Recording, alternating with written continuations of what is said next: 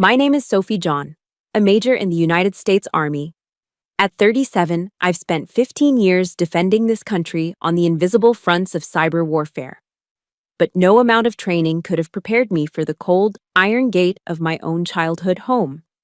I stood there in my dress uniform, fresh from a long overseas tour, only to hear my sister Claire's voice crackle through the intercom, colder than the Virginia October wind.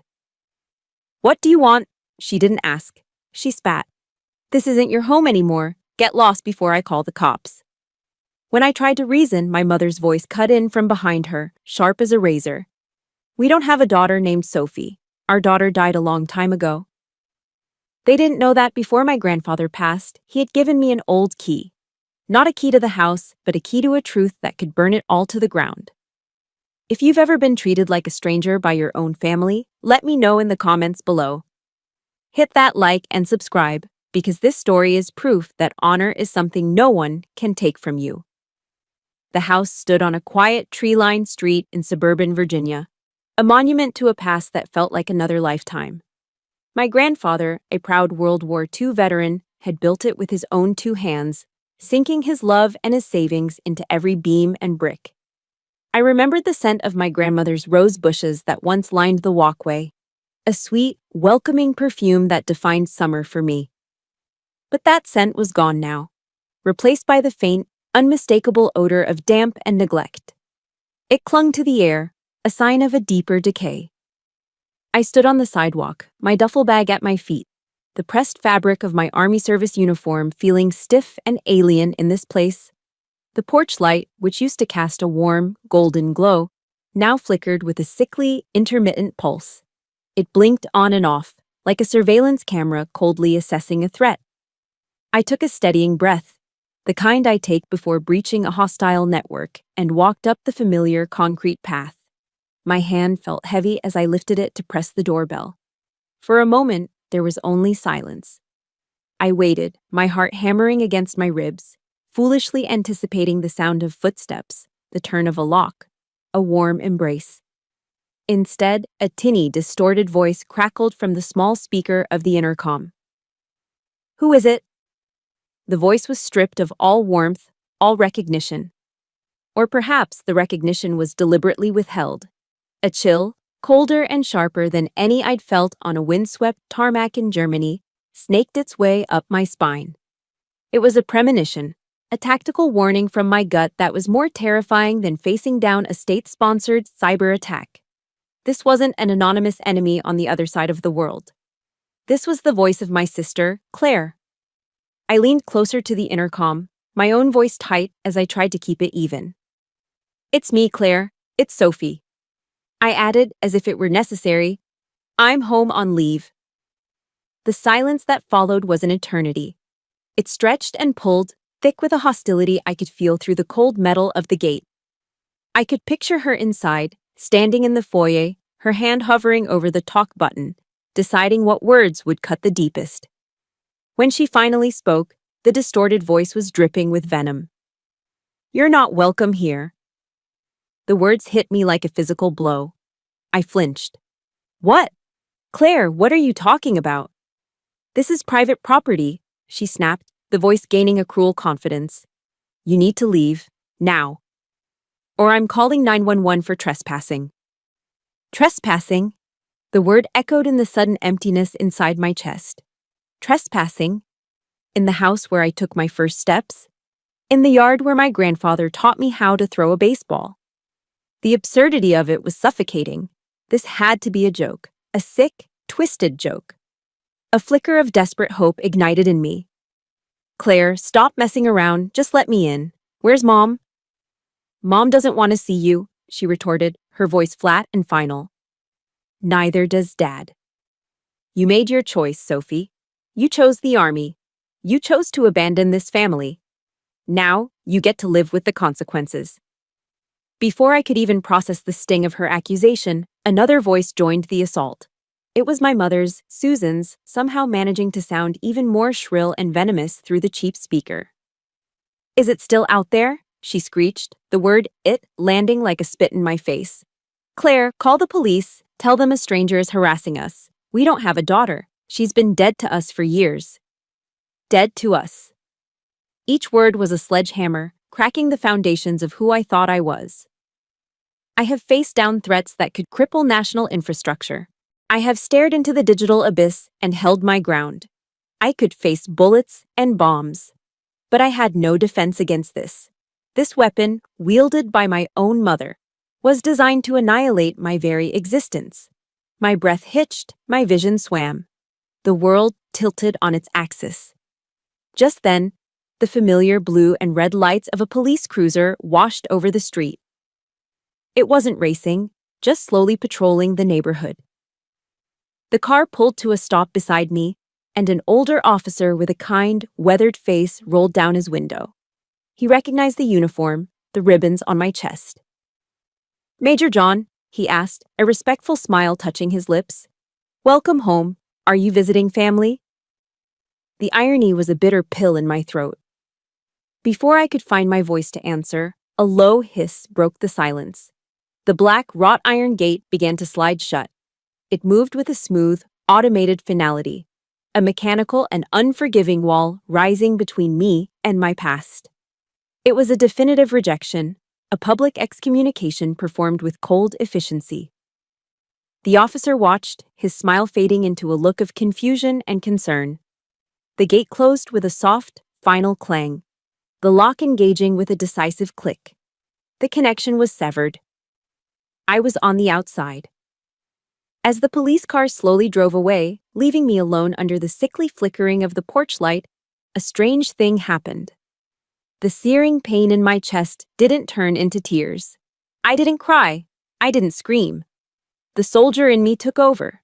The pain was compartmentalized, filed away. It transformed, crystallizing into something hard, cold, and clear. Resolve. As an intelligence officer, my job was to see the patterns, to anticipate the threats. But here, in the one place I should have felt safe, I had been completely blind. I'd missed all the signs. I had been naive. I stared at the house, no longer a home, but a fortress occupied by the enemy. They had drawn the battle lines. They had declared war. And they had forgotten one crucial piece of intel. Major Sophie John never backs down from a fight. Standing alone in the encroaching darkness, I whispered the words to myself, a silent vow that hung in the cold Virginia air. This war, I will not lose. But as the adrenaline began to fade, replaced by a hollow ache, a single, tormenting question began to echo in the silence of my mind. Why? When? When did it all begin? I didn't leave that night. A soldier doesn't abandon the field after the first volley. I drove to a 24-hour rental place and traded my government sedan for something anonymous. A beat-up, dark blue Ford pickup with a dent in the passenger door. It was perfect. I found a spot down the street, tucked under the deep shadows of an old oak tree, and cut the engine. From there, I had a clear line of sight. My mission had changed. This house was no longer a home. It was a target, and I was on surveillance. The lights in the living room cast a warm amber glow onto the lawn.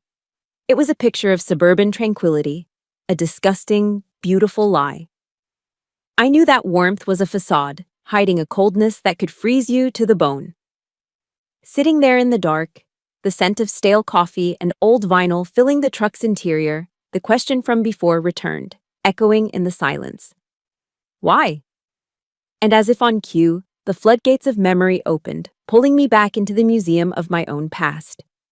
I was at the Thanksgiving dinner table. I could almost smell the rich aroma of roasted turkey and pumpkin pie. The entire family was there, the air thick with forced cheerfulness. My father, Richard, stood at the head of the table, holding his wineglass. He always loved making toasts, loved being the patriarch holding court. To family, he began, his voice smooth and practiced. And to my beautiful daughter, Claire. He smiled, a politician's smile, and gestured toward my sister. She's just been named chair of the PTA's fundraising committee. We're all so proud of her. Polite applause went around the table. Claire, preening, gave a little wave. I was 17, and I had just received my acceptance letter. a full-ride scholarship to the United States Military Academy at West Point. It was the culmination of years of relentless work, sacrificing weekends and high school parties for study sessions and physical training. It was a monumental achievement. When the applause for Claire died down, I cleared my throat, waiting. My father glanced at me, his smile faltering for a second. He took a sip of his wine, then gave a curt nod in my direction. And, to Sophie as well, he said, the words an obvious afterthought. She'll be taking care of herself, it seems. That was it. My life's dream was reduced to a footnote. At least she can take care of herself. The words weren't a compliment, they were a dismissal. A convenient excuse to redirect the spotlight back to where it always belonged, on Claire. The memory shifted, pulling me further back to the bedroom we once shared. It was a perfect diorama of our family's values. Claire's side of the room was a shrine to herself. The wall was a chaotic collage of cheap satiny ribbons, blue, red, yellow, from local beauty pageants. A flimsy plastic tiara from when she was crowned Little Miss Fairfax sat on her bookshelf like a holy relic. My side of the wall was bare. It wasn't because I had no accomplishments. I had plenty. First place in the state science fair, a box full of academic decathlon medals, a certificate for a perfect SAT score, but none were ever displayed. One afternoon, I came home to find my mother carefully taking them down from my bulletin board. "What are you doing?" I asked, a knot of dread in my stomach. She didn't look at me, just continued placing my medals into a dusty shoebox. "We need to keep these safe, honey," she said, her voice cloyingly sweet. "We wouldn't want Claire to feel bad, would we? We have to be careful not to make her feel insecure." Then she looked at me, her eyes filled with a strange kind of pity that made my skin crawl. "Sophie, you're strong, and you're smart. You don't need these things to know your worth. Claire. Well, Claire is different. She's more sensitive." That was the first time I truly understood.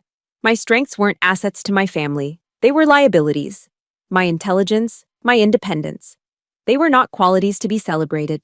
They were reasons to be ignored, justifications for my erasure, all to protect my sister's fragile ego. I was being punished for not needing them enough. Only one person ever saw me. My grandfather, William. He was a quiet man of few words but profound integrity. He saw the soldier in me long before I ever put on a uniform. After my mother packed away my awards, he took me to his workshop in the garage. The air smelled of sawdust and old motor oil. Over the next week, he built me a small chest out of solid oak. He sanded it until it was smooth as glass and stained it a deep brown. On the lid, he carefully carved my name, Sophie. He presented it to me with a solemn look in his clear blue eyes. "This," he said, his voice a low rumble, "is your footlocker, Sophie. For my future general." From then on, every time I brought home an award, we would have a small ceremony. He'd take the medal or certificate, inspect it with grave importance, and then place it carefully inside the oak box. It was our secret ritual, our silent rebellion. "Don't you ever let anyone tell you that you're not good enough," he told me once, his hand on my shoulder. "You have the blood of a soldier in you. That's a damn sight more valuable than any plastic crown." Now, sitting in the cold truck, a wave of panic washed over me. The box. Where was my grandfather's box, my footlocker? It was still in the house, in my old closet. A new, terrible thought surfaced. Maybe they'd already found it. Maybe they'd tossed it out with the trash. Or worse, thrown it in the fireplace, letting my only source of validation, my only proof of being seen, turn it to ash. The sky began to lighten, shifting from inky black to a bruised purple, then to a pale, hazy gray. As the first rays of sun cut through the morning mist, a small white work van from a local real estate company pulled up. A man in a polo shirt got out, grabbed a sign, and walked onto the lawn. The same lawn where my grandmother's roses used to grow. With a series of dull, rhythmic thuds, he hammered a sign into the soft earth. It wasn't a "coming soon" sign. It was a stark, red and white sign that screamed with finality. For sale. Everything clicked into place with horrifying clarity. This wasn't a spontaneous act of cruelty. This was a long-term plan. They hadn't just kicked me out, they were erasing me, selling off the legacy my grandparents had built, severing my last physical tie to my own history. All my years of service, my long deployments, the distance I had to keep, they hadn't seen it as a sacrifice. They had seen it as an opportunity, a window to cut me out, clean and final, and cash in. A bitter, acidic taste filled my mouth. I had dedicated my life to defending my country, missing holidays, birthdays, and funerals, all for a greater duty. And for what? So the very people I was protecting could use my absence to orchestrate the ultimate betrayal. The question that had been haunting me all night finally found its answer. My sacrifice meant nothing to them. It was just a means to their end. So what was it all for? The sun was fully up now, casting long shadows across the street, but I felt trapped in a cold, permanent twilight. The red and white for sale sign was a brutal, final punctuation mark on a story I didn't even know was being written. The questions from the night before, the why and the when, had been answered. It was all for this, for money, for a clean break, for my complete and total erasure. Sitting in the cab of that beat-up Ford, the engine long since gone cold, I felt a familiar sensation I hadn't experienced since my first day of basic training. The crushing, suffocating weight of being utterly and completely alone. My training had prepared me for isolation on the battlefield, but there was always the knowledge of a command structure, of a support system, of a nation behind you. This was different. This was a war of one. My own family was the enemy. Who do you call when the threat is coming from inside the wire? My hand, numb and heavy, reached for my phone. I mindlessly scrolled through the contacts, a digital Rolodex of my life. Colonels, sergeants, fellow officers, a few acquaintances from past assignments. There was no one I could call, no one who could possibly understand the specific nature of this wound. My thumb hovered over my commanding officer's name, then dismissed it. What would I say? Sir, requesting permission to engage in a domestic dispute with hostiles who also happened to be my parents. Defeated, I kept scrolling until a name from a different lifetime appeared on the screen. Anna Clay. We hadn't spoken in years, not since a brief reunion after my graduation from West Point. We'd been inseparable at Virginia Tech for the 2 years I was there before transferring. She was brilliant, fiercely loyal, and had a laugh that could fill a stadium. While I went into the disciplined world of the military, she had stormed the chaotic world of civil law. The last I'd heard, she'd made a name for herself as a shark in the courtroom, a lawyer who didn't just fight for her clients, she eviscerated their opponents. My finger hesitated over her name. It felt like a lifetime ago. Would she even remember me? Would she think I was crazy? The despair churning in my gut gave me the answer. I had nothing left to lose.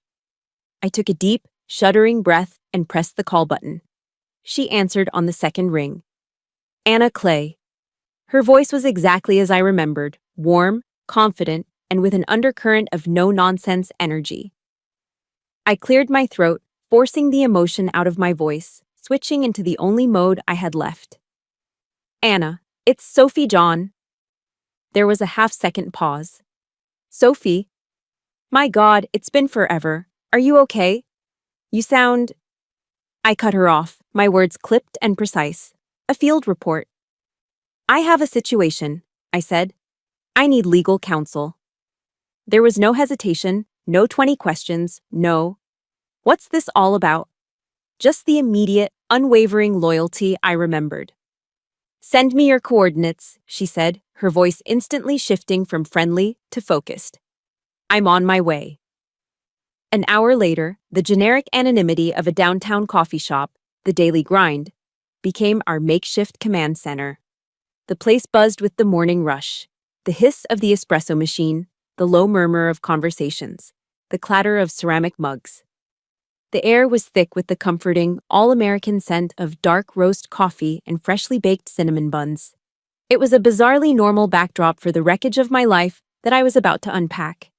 Anna strode in, looking exactly like the legal powerhouse she had become. Sharp black suit, a leather briefcase that probably cost more than my first car, and the same intelligent, focused eyes. She gave me a quick, firm hug that conveyed more than words ever could, then got straight to business. She didn't ask me how I was feeling, she didn't offer empty platitudes, she was a professional. And she knew that emotion was a distraction. She needed facts. "Talk to me, Sophie," she said, pulling a tablet from her briefcase. From the top. What did they say? Word for word.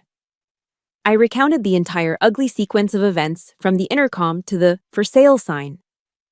My voice was flat, detached, as I recited the words that had been seared into my memory. Anna listened, her fingers flying across the screen of her tablet, her expression unreadable. She was a data processor, a strategist, and right now, that was exactly what I needed. When I finished, she simply nodded. "Okay." She typed for another minute, her brow furrowed in concentration. Then she looked up. The house was transferred 3 months ago via a quitclaim deed to a limited liability company, an LLC called Raven Crest Holdings. My blood ran cold. It was real. It was official. Anna turned the tablet to face me. On the screen was a scanned copy of the deed transfer. And there, on the seller's signature line, was my name, Sophie John, scrawled in a messy, looping script that looked nothing like my own. "That's not my signature," I said, my voice barely a whisper. "I know," Anna replied, a grim smile touching her lips for the first time. "Your signature has the discipline of a parade formation. This looks like a chicken trying to write its name after 3 drinks." She zoomed in on another part of the document. "And here's where they got sloppy. The notary." She tapped the name. "This guy had his license revoked 6 months ago for fraud. He's already facing charges in 2 other counties." She looked at me, her eyes glinting with the thrill of the hunt. "They made a mistake, Soph. A big one." For the first time in 24 hours, a tiny crack appeared in the wall of despair, and a sliver of light shone through. Hope. The chaotic, overwhelming pain was being organized. It was being converted into data, into evidence, into a clear and objective target. And data was a language I understood. This was a battlefield I could navigate. Anna leaned forward, her voice low and intense. "Here's what we do. We fight back, and we fight back hard." She held up 3 fingers. "Step 1, I'm filing for a temporary restraining order this afternoon. That will freeze the sale immediately. They won't be able to touch the property." She held up a second finger. "Step 2, we subpoena the crooked notary. We squeeze him, and he'll flip on whoever paid him to forge that document. My money's on your brother-in-law, Mark." And finally, the third finger. "Step 3, we file a civil suit against Richard John and Claire Thatcher for conspiracy to commit fraud, forgery, and unjust enrichment. We're going to take back what's yours." She leaned back, letting the plan settle in the air between us. The knot in my stomach was still there, but it was no longer a knot of fear. It was a knot of coiled, focused energy. "They thought you were just a lone soldier, isolated and out of your element," Anna said, looking me straight in the eye. "They thought you would just get overwhelmed and give up." She smiled, and for the first time, it reached her eyes. "They have no idea you've got an entire army behind you." While Anna launched the first wave of our legal assault from her office in Richmond, I settled into my new, temporary role. I was no longer just the victim. I was the forward operating base. The truck became my post, the quiet suburban street, my area of operations. My mission, surveillance and pattern analysis. While Anna fought on the legal front, I would gather intelligence on the ground. I didn't just sit and wait. An officer is never idle. I began my work methodically, observing the house with the detached focus of a trained analyst. I noted the mailman's arrival time, the schedule of the garbage pickup, the way the morning sun hit the front windows. These were the rhythms of a normal life, a baseline. And against that baseline, anomalies begin to stand out. It didn't take long to find one. For 3 consecutive nights, the pattern was identical. At precisely 2 a.m., a dim light would flick on in the basement. It wasn't the bright, even light of a normal room, but a low, concentrated glow. It stayed on for exactly 1 hour, then vanished. 2 a.m. to 3 a.m. Like clockwork. It was too precise to be random. It was a schedule. My suspicion was confirmed when Anna forwarded me a copy of the utility bills she'd obtained through a legal request. The electricity usage for the past 3 months had quintupled.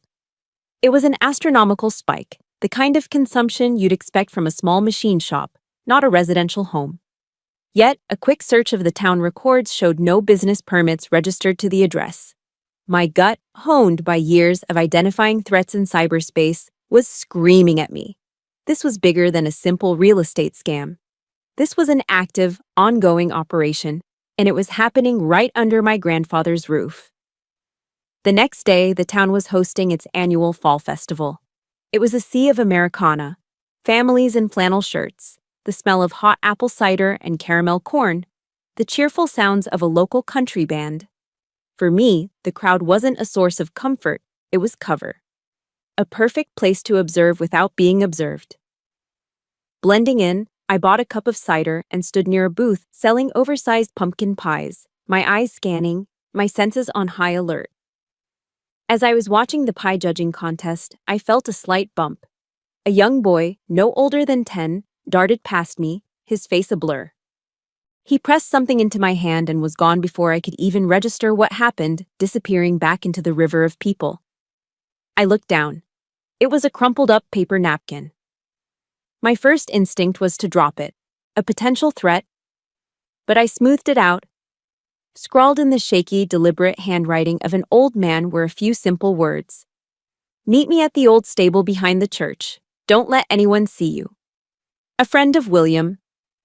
My heart hammered against my ribs. There was only one person it could be. Ethan Miller, a retired Marine Master Sergeant, Vietnam veteran, and my grandfather's closest friend. They'd met at the local VFW hall years ago and were inseparable until the day my grandfather died. Ethan was the last living link to what I thought of as my old world. The old stable smelled of hay, worn leather, and time. Dust motes danced in the shafts of light cutting through the warped wooden slats of the walls. Ethan was waiting for me in the shadows, leaning against a support beam. He was 70, but he still stood with the ramrod straight posture of a Marine. His eyes, though surrounded by wrinkles, were as sharp and clear as ever. He didn't waste time with pleasantries. They're not just stealing the house, kid, he said, his voice a low, gravelly rumble. It was the voice of a man who had seen too much. What have you seen, Sergeant? I asked, falling back into the familiar language of respect. Twice a week, always after midnight, he began. Unmarked black panel vans pull into the driveway. That no-good husband of Claire's, Mark, is always there to meet them. They unload heavy crates, sealed tight. They don't look like ordinary household goods. He paused, his gaze hardening. And there's something else you need to know. The word on the street. Your sister has been telling people you've got a bad case of PTSD, that you're unstable. She's trying to discredit you before you can even make a move. A cold fury, sharp and clean, cut through me. It wasn't just a property dispute anymore. They were attacking my honor, using the very sacrifice I had made for my country as a weapon to paint me as a lunatic. It was a calculated, despicable act of war. I must have shown something on my face because Ethan's expression softened slightly. He reached out and placed a rough, calloused hand on my shoulder. The simple, solid weight of it was grounding. Your grandfather, William, he would be so damn proud of you, he said quietly. He always told me you were the toughest one in that whole family, the only one with real grit. The words hit me with the force of a physical blow, simple, unvarnished recognition. It was something I had craved my entire life from my father, from my mother, and had never received. Coming from this old warrior, this man who understood the code of honor my grandfather lived by, it meant more than any medal. It was validation from a fellow soldier. My throat felt tight. Thank you, Marine, I managed to say, the words thick with emotion. He gave my shoulder a firm squeeze. Don't thank me. Just don't let those bastards win. I nodded, my resolve hardening into something unbreakable. I won't disappoint him. I left the stable with a renewed sense of purpose. The battlefield had been defined. This was no longer just about a house or an inheritance. It was about my name, my service, and my grandfather's legacy. And I now had a new, urgent objective: find out what was in those crates and expose the secret they were hiding in the basement. Information without confirmation is just noise. Ethan's intelligence was valuable, but it wasn't actionable. Not yet. I needed proof. That night, I decided to stop being a passive observer and start being an active operator. It was time to launch a special operation of my own. Under the cloak of a moonless, overcast sky, I moved. My objective was the side of the house, where a small grated vent for the basement was partially hidden by overgrown rose bushes. My grandmother's, now neglected and thorny. My training took over completely. I moved silently, my senses sharp, every step deliberate. I used a simple, handheld RF jammer to temporarily disrupt the wireless signal of the 2 security cameras covering the backyard. It would only give me a 90-second window, but that was all I needed. I didn't break in. That would make me a criminal. Instead, I carefully unscrewed the vent cover, my fingers working quickly. From my pocket, I pulled a device no bigger than a quarter, a micro GSM bug with a high-sensitivity microphone. I affixed it to the inside of the air duct, where it would be invisible, and replaced the cover, tightening the screws just enough to be secure but not so much as to show they'd been tampered with. The entire process took 47 seconds. I was clear of the property before the camera signals blinked back online. OPSEC was second nature. The next morning, I sat in the truck and dialed into the device. The audio was surprisingly clear. I could hear the low, rhythmic hum of machinery, confirming the abnormal power consumption. Then, voices. The first was my brother-in-law, Mark. "The shipment from the West Coast is on schedule," he was saying to someone. "ETA is Thursday." An unfamiliar voice with a slight accent replied, "And the quality is the same. No compromises." "Top grade," Mark assured him. "My guy guarantees it." My heart was pounding. This was it. This was confirmation of an illegal operation. I was about to disconnect and forward the recording to Anna when a third voice spoke, and the world stopped. The voice was calm, authoritative, and chillingly familiar. It was the voice of my father, Richard John. "If the Major gets nosy," he said, his tone as cold and sharp as splintered ice, "there will be no warnings. Terminate contact. Is that understood?" The blood in my veins turned to slush. A wave of nausea washed over me. I had held on to a tiny, irrational sliver of hope that he was somehow a pawn in this, manipulated by Mark and Claire. But that hope was just incinerated. The way he spoke, the command in his voice. He wasn't just complicit, he was in charge. My father was the commanding officer of the operation to destroy me. My hands were shaking as I sent the encrypted audio file to Anna. And then, as if on cue, the enemy counterattack began. It came as an encrypted email to my official military inbox, a space they should never have been able to access. The sender was anonymous. The subject line was 6 simple, terrifying words. "We know what you are doing." My training screamed at me not to open it, but I had to. The body of the email contained a single, high-resolution photo taken from an upstairs window of the house the night before. It was me, a ghostly figure in the dark, my face illuminated for a split second by my phone as I checked the time. Attached to the email was a password-protected PDF file. A moment later, my phone buzzed with a text from an untraceable number. One word. The password. "Traitor!" My breath hitched. With a trembling finger, I typed it in. The file opened. It was a copy of my official military psychological evaluation. But it had been altered, doctored. Entire paragraphs were fabricated, filled with clinical-sounding lies about emotional instability, paranoia, and violent tendencies linked to combat stress. It was Claire's rumor, weaponized and given the veneer of official documentation. Another text message appeared. "Drop the lawsuit, walk away, or this document gets forwarded to the Pentagon. Your career is over." They had made a fatal mistake. They thought this would make me afraid. They thought they could use my service, my uniform, my entire identity as a weapon against me. But they had forgotten something fundamental.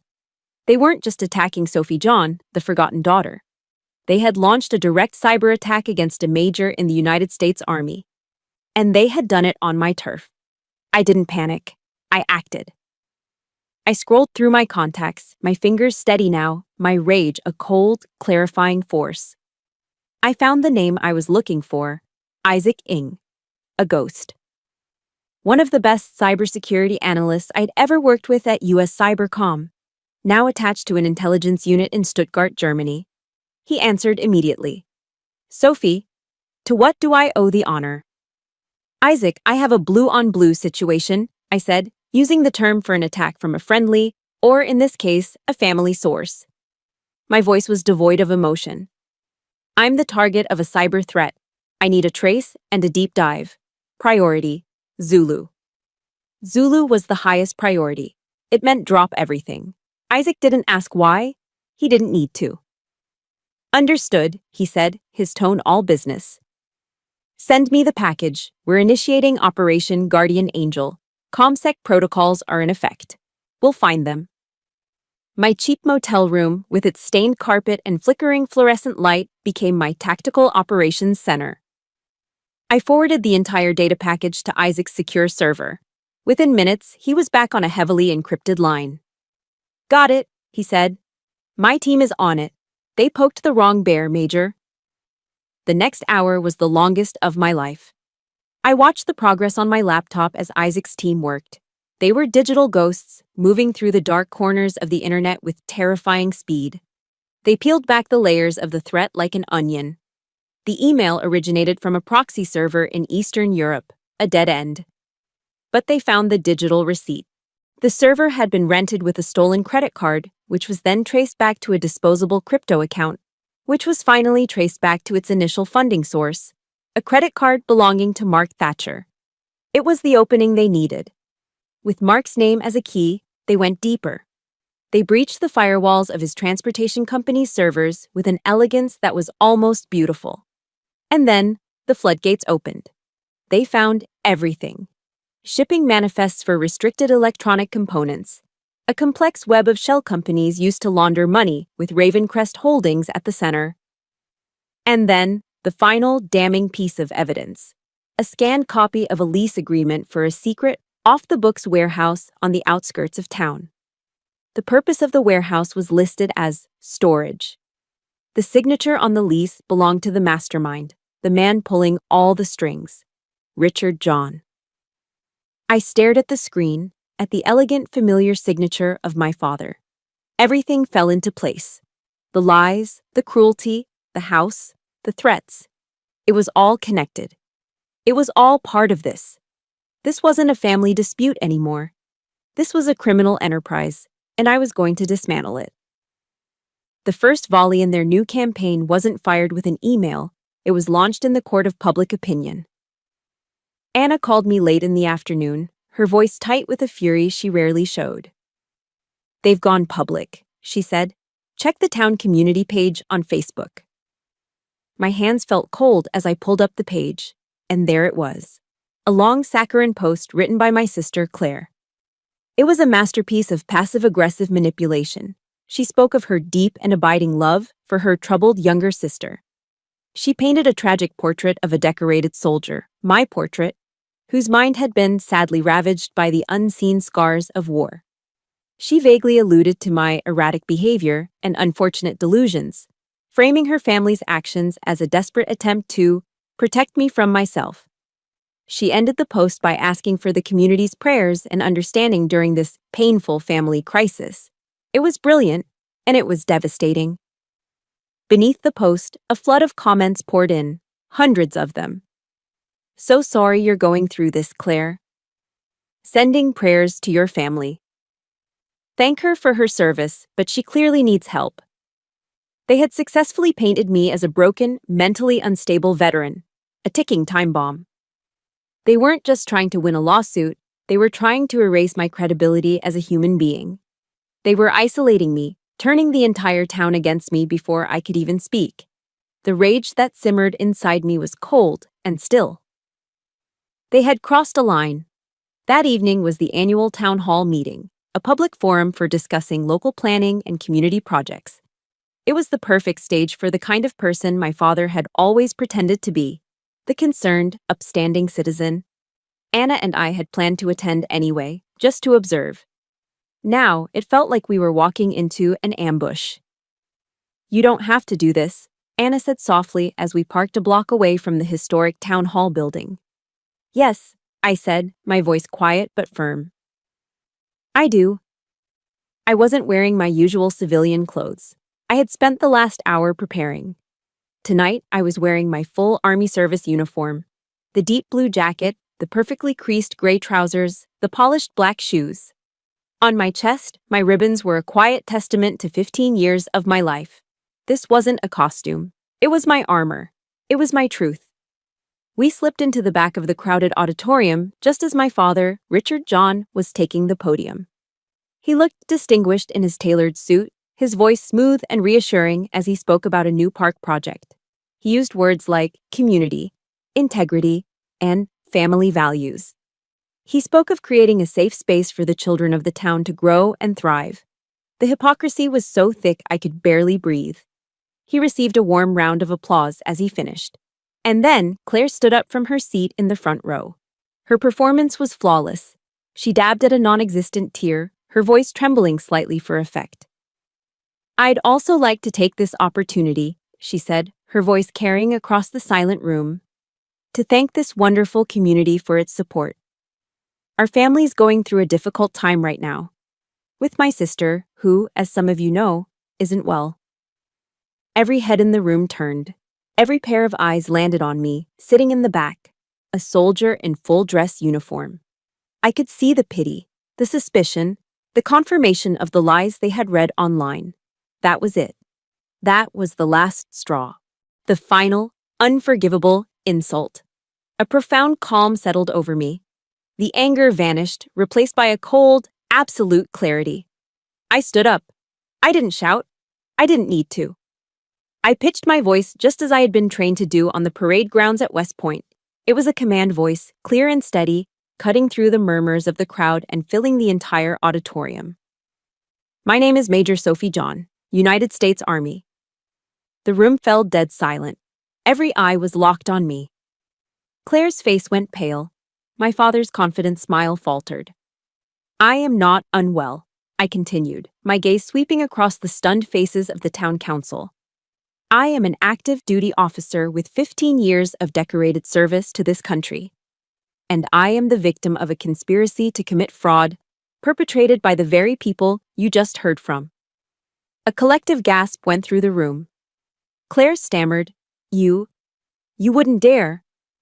I turned my full attention to my father, who was frozen behind the podium. I spoke to him not as a daughter, but as a prosecutor delivering a final indictment. "You speak of family values, Mr. John. Is it a family value to forge your daughter's signature on a legal document?" His face turned ashen. "Is it a family value to run a criminal enterprise out of the basement of the home my grandfather built with his own 2 hands?" The crowd began to murmur, the tide of their opinion shifting with every word I spoke. "Is it a family value to threaten to destroy the career of a soldier to cover up your own crimes?" Finally, I turned to Claire, whose face was a mask of disbelief and fury. "And you," I said, my voice dropping but losing none of its intensity. "You speak of support? Is this your support? Throwing me out of my home, slandering my name and my service record in a public forum?" This was the moment, the catharsis, the release of a lifetime of suppressed pain and injustice. It felt like I was taking my first true breath. She just stared at me, speechless. If you have ever had to stand up for yourself, for your truth, when it felt like the whole world was against you, hit that like button. And if you are standing with Major Sophie John in this moment, I want you to comment the single word, honor, down below. Show them she is not alone. I took a slow, deliberate step into the aisle. Then another. Anna rose and fell into step just behind me, her briefcase held firmly in her hand. Inside it was the temporary restraining order, a tangible piece of the truth. We walked down the central aisle, the crowd parting before us as if we were a force of nature. My eyes never left my father's. The mask of the respected community leader had crumbled, revealing the desperate, cornered criminal beneath. The charade was over. As we reached the front of the room, I stopped and looked from him to my sister. "This war," I said, my voice echoing in the stunned silence, "will not be fought on Facebook. It will be fought in federal court." The aftermath of the town hall meeting was a blur of muted chaos. We left before the council could officially adjourn, the shocked faces of the community members a surreal backdrop to our strategic retreat. The declaration of war had been made in public. Now, the real work would begin in private. The next morning, my phone buzzed. It was Ethan. His voice was low and serious. "Meet me at the diner on Main Street. Come alone." I found him in a booth at the back of the brightly lit, classic American diner, a cup of black coffee steaming in front of him. He didn't waste time. After I sat down, he slid a small, heavy object across the Formica tabletop. It was an old iron key, pitted with rust, the kind that went to a heavy, old-fashioned lock. "Your grandfather gave this to me before he passed," Ethan said, his eyes holding mine. "He told me to hold on to it and only give it to you when you truly needed it." He leaned in slightly, his voice dropping. His exact words were, "When the vultures start circling, give this to my general." My breath caught in my throat. I knew instantly what it was for. The oak box, my trophy case. The one my grandfather had built for me, the one I thought had been lost forever, likely burned for firewood. The fact that he had foreseen this, that he had made a contingency plan with his most trusted friend, sent a shiver down my spine. That evening, Ethan drove me to a place I never would have found on my own. A sterile, anonymous self-storage facility on the industrial outskirts of town. He led me down a long concrete hallway illuminated by buzzing fluorescent lights to a roll-up metal door marked Unit 237.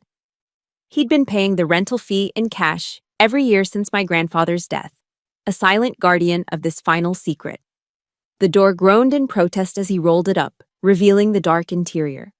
And there it was, sitting alone in the center of the empty space, covered in a thin, even layer of dust. The oak box. It was smaller than I remembered, but it felt as heavy as a cornerstone. My heart hammered against my ribs as I knelt before it. The rusty iron key slid into the lock with a gritty sound. It turned with a satisfying, solid clunk. I lifted the heavy lid. The top layer was exactly as I remembered. My academic medals, a science fair ribbon, a certificate for perfect attendance, my letter of acceptance to West Point. Memories of a girl who had tried so desperately to earn her family's approval. But beneath them, my fingers found the edge of a false bottom. I lifted it out. Underneath lay a large waterproof document bag, the kind soldiers use to protect maps and orders from the elements. My hands trembled slightly as I unsealed it. Inside wasn't just one document, but a meticulously organized file. The first was a thick sheaf of papers bound with a legal clip. It was my grandfather's last will and testament, the original copy, notarized by a JAG Corps lawyer from the nearby Army base. The language was clear and unambiguous. He bequeathed the house at 1450 Windmere Lane and a significant portion of his savings to me and me alone. Tucked inside the will was a handwritten letter on his old stationery. I recognized his strong, deliberate script immediately. "My dearest Sophie," it began. "If you are reading this, it means the vultures have landed, just as I feared. I have seen the greed in your father's heart and the jealousy in your sister's. It has been a shadow over them for many years. I am leaving you this house not for its monetary value, but because it is our legacy. Your grandmother's roses, the porch swing I built, the walls that heard your first laugh, that is our family's true history. Protect it." I had to pause, my vision blurring with tears. Then I read the last line. "And always remember this, my little general. A soldier never fights alone." But he had left me more than just words. The final item in the bag was the true weapon. It was a small black leather-bound notebook, a logbook. I opened it, and my tears of sorrow turned into tears of profound, overwhelming gratitude. He had seen everything. For years, my grandfather had been keeping a detailed chronicle. He'd recorded dates and times of my father's suspicious business calls. He'd written down, verbatim, some of Claire's most cutting remarks about me. He documented his growing suspicions about Mark Thatcher's late-night activities. He had even, with the sharp eye of an old soldier, jotted down the serial numbers of a few pieces of specialized electronic equipment he'd seen Mark and his associates carry into the basement. He hadn't been a frail old man, oblivious to the darkness around him. He was Sergeant William John, an intelligence officer until his last breath. He hadn't just left me a house. He had left me an entire arsenal. The next morning, my motel room was officially transformed into a war room. I spread the contents of the box across the cheap bedspread. When Anna arrived, she stared at it all in stunned silence. She read the will, the letter, and then the notebook. She looked up at me, her eyes wide with disbelief and professional excitement. "Sophie," she said, her voice filled with awe. "This changes everything. This isn't a civil case anymore. This is a federal criminal case." We didn't hesitate. Anna made the call. She laid out the entire situation to a contact she trusted at the FBI's Richmond field office. Forgery, wire fraud, conspiracy, and a potential interstate trafficking ring involving restricted electronics, all laundered through a shell corporation. The dominoes began to fall, and they fell fast. My small personal war had just become a major federal investigation. The pieces were all in place. Anna was the legal commander. Isaac and his team in Germany were my signals intelligence unit, providing the irrefutable digital evidence. Ethan Miller was my star witness, the boots on the ground. And I, armed with my grandfather's final dispatch, was ready. We were going to finish this fight. The United States federal courthouse was a world away from the chaos of my life. It was a place of solemn, heavy silence, all polished wood and cold marble, where the air itself seemed to vibrate with the weight of consequence. The American flag stood vast and silent behind the judge's bench, a constant, unblinking witness. When my name was called, I walked to the witness stand. The Army service uniform felt less like armor now and more like my own skin. As I sat down, I didn't look at the defendant's table. I didn't need to. I could feel their eyes on me. I focused instead on the 12 men and women in the jury box. They were the ones who mattered now. The assistant U.S. attorney, a sharp, no-nonsense woman named Ms. Davies, led me through my testimony. I presented the facts of the case calmly and logically, just as I would deliver a mission briefing. There was no emotion in my voice, only clarity. I was no longer the victim. I was the primary witness to a federal crime. Then came the cross-examination. My father's lawyer, a slick man with a gold watch, approached me with a sympathetic smile that didn't reach his eyes. "Major John," he began, his voice dripping with false concern. "You've served this country with distinction, and we all know that the stresses of combat can linger. Isn't it possible that these events, this family disagreement, have been magnified in your mind due to the pressures of your profession?"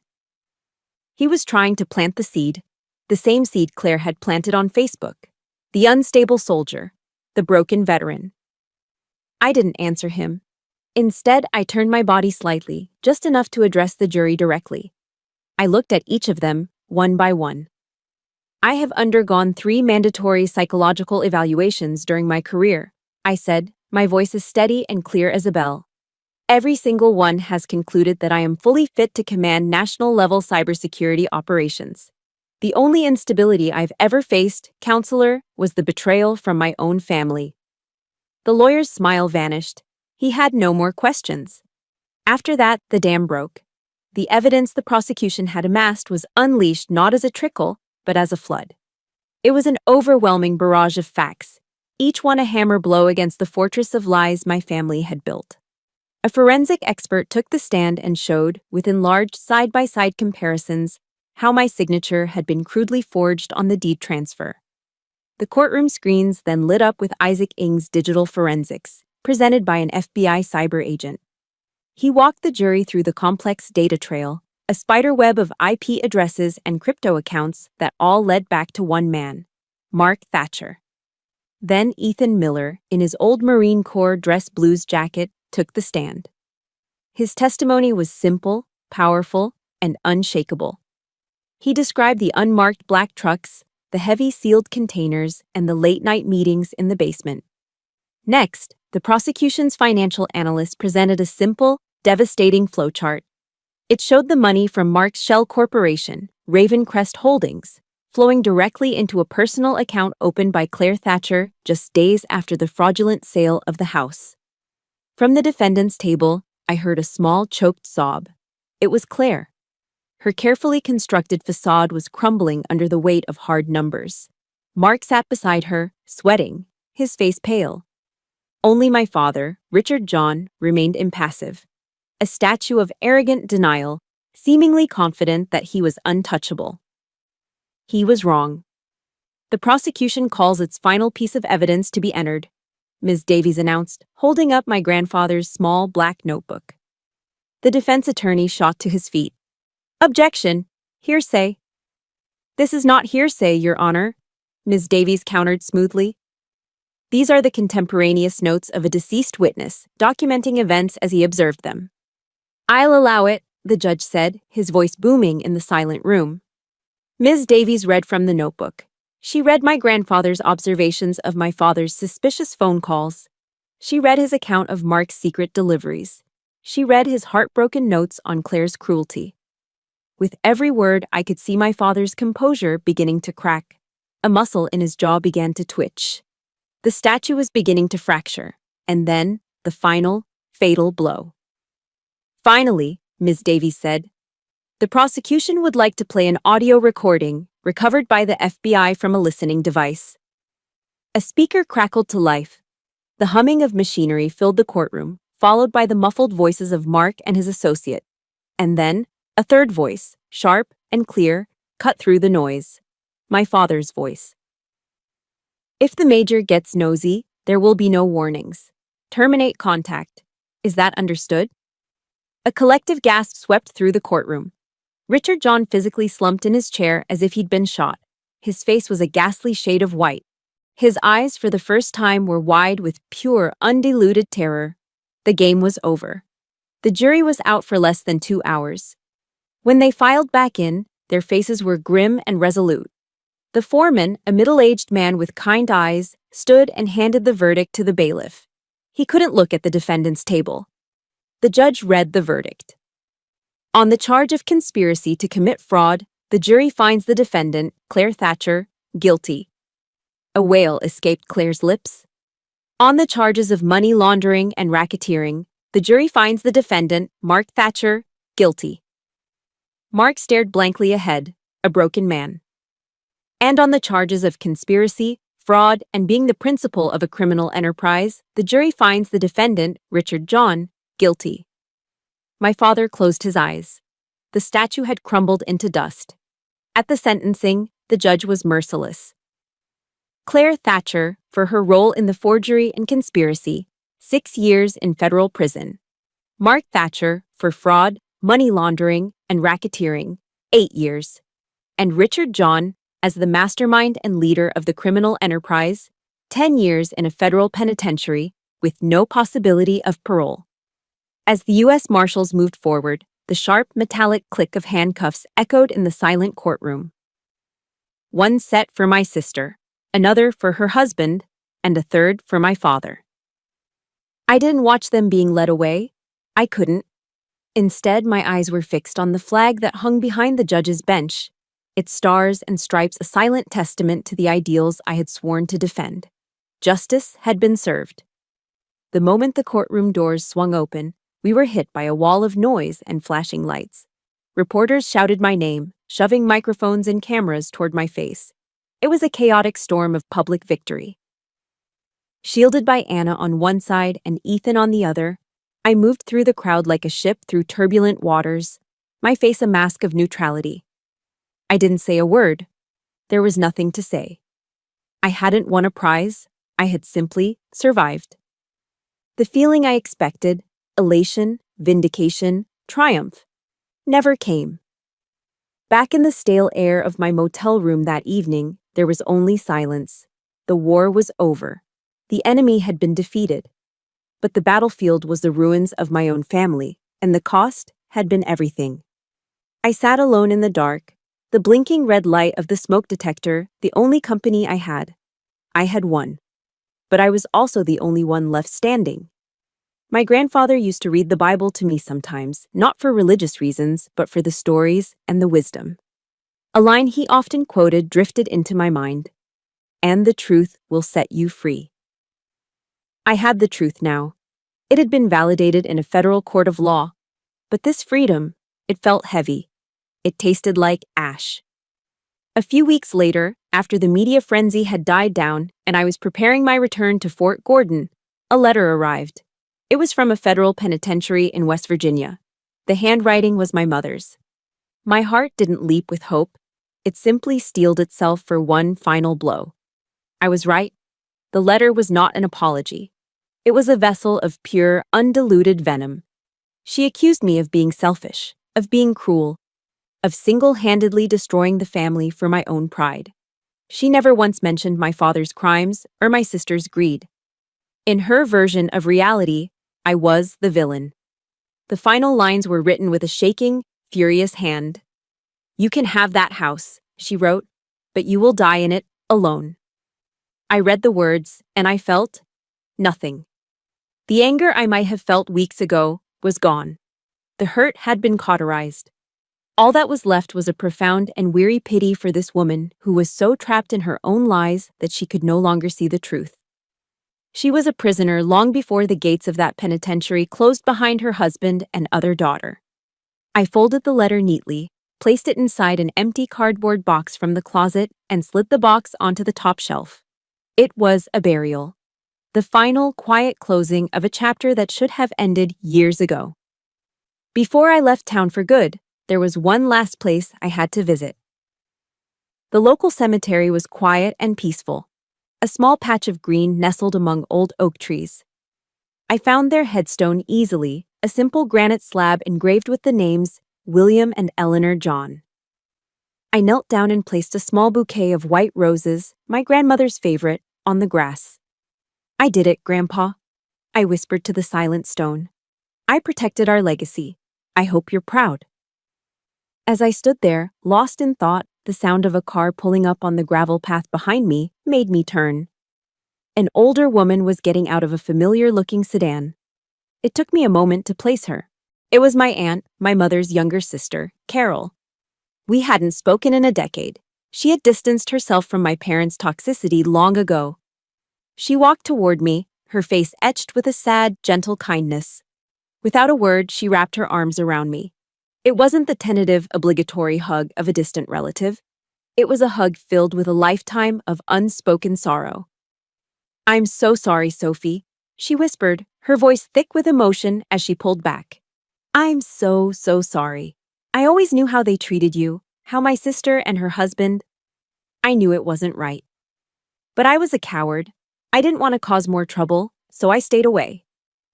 Tears streamed down her face. "You did what all of us should have done years ago," she said, her hand gripping my arm. "You were brave. You are so brave." And in that moment, something inside me that had been broken and frozen for 37 years began to thaw. It wasn't a pardon from my mother. It wasn't an apology from my father or sister. It was something smaller, but infinitely more real. It was a single, solitary voice from my own bloodline, telling me that I wasn't crazy, that I wasn't the problem. It was a small act of healing, but it was enough. A few days later, Anna met me in front of the house. The police tape was gone, but it still felt like a crime scene. It looked cold, empty, haunted by the ghosts of what it should have been. "So," Anna said gently, standing beside me on the sidewalk, "it's yours. What's the plan? Sell it? Move back in?" I stared at the house my grandfather had built, the porch swing he had hung, the front window where my grandmother used to watch for my school bus. I had fought for this place. I had won it back. But it wasn't a home anymore. It was a monument to a war. I turned to Anna, and for the first time in a long time, I smiled. It wasn't a happy smile, but it was a peaceful one, a serene one. "I'm not going to sell it," I said, "and I'm not going to live here." Anna looked at me, puzzled. "Then what?" A new sense of purpose, clean and clear, settled over me. I have another idea, I said, my gaze drifting back to the house. An idea I think Grandpa would have loved. 1 year later, the house at 1450 Windmere Lane was still standing, but it was no longer the same place. The ghost had been exorcised.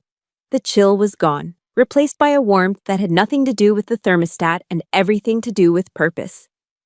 The for sale sign, a stark red wound on the lawn, had vanished long ago. In its place stood a beautiful, handcrafted sign made of solid oak, the letters carved with care and precision. It read, "The William House, a sanctuary for women veterans." The idea that had come to me in the aftermath of the trial, the one I knew my grandfather would have loved, had become a reality.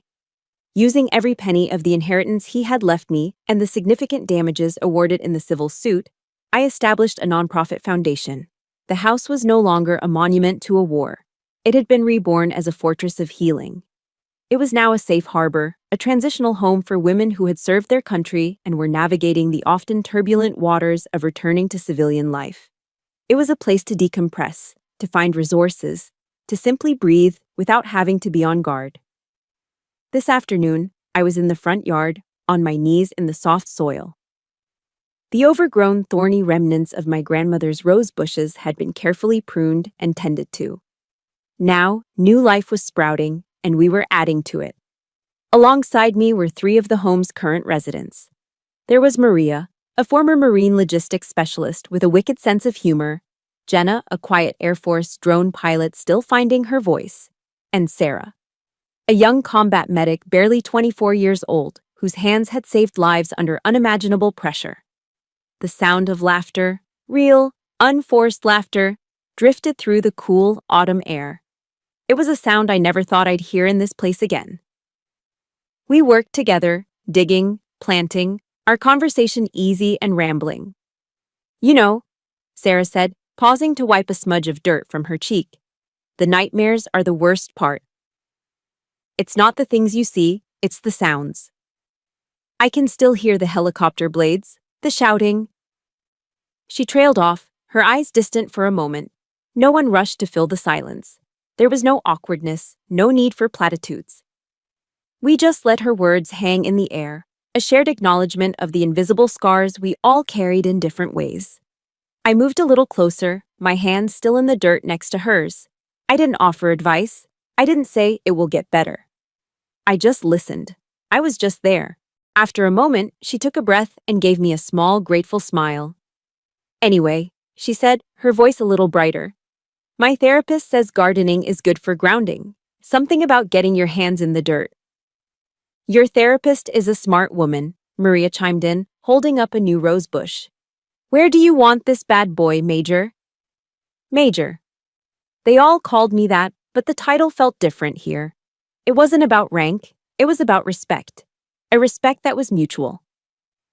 In that moment, surrounded by the scent of earth and the quiet strength of these women, a profound truth settled over me. Family isn't always the blood you're born with. Sometimes it's the family you choose.